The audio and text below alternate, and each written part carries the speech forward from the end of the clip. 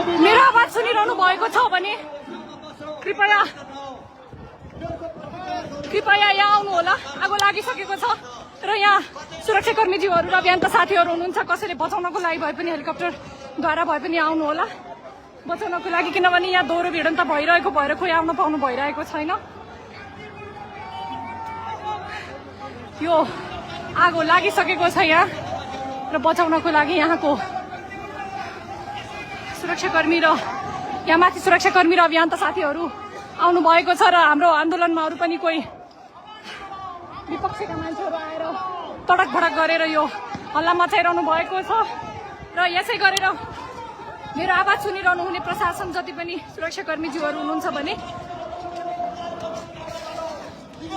तुरुन्त यहाँ माथि आगो लागेको छ। हेलिकप्टरबाट हुन्छ कि जहाँबाट भए पनि आएर उद्धार गर्नको लागि म अपिल गर्दछु। धेरैजना यहाँ माथि भवनमा हुनुहुन्छ, असर ग्यास फाले हुनुहुन्छ। प्रहरीज्यूहरूलाई असर ग्यास नफाल्नको लागि म आह्वान गर्छु, किनकि उहाँले फालिसकेपछि यहाँ सबै तितर भयो। भागो भित्र भागो।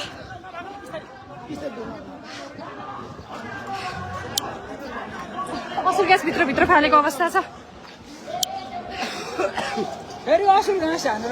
थोरै पानी ल्याउ त भाइ, थोरै।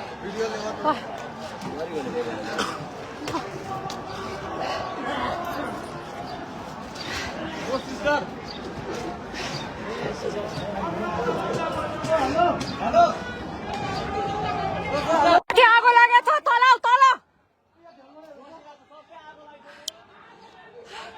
यो 3 गुनेमा यो चौरको घरनिर आगो लागेको छ। यो भिडियो हेरिरहनु भएको छ भने सम्बन्धित ठाउँलाई मैले आह्वान गर्न चाहे, किनकि सुरक्षाकर्मीज्यूहरू पनि हाम्रै सन्तान र हामी समस्त नेपालीहरू पनि हाम्रै सन्तान हुन्।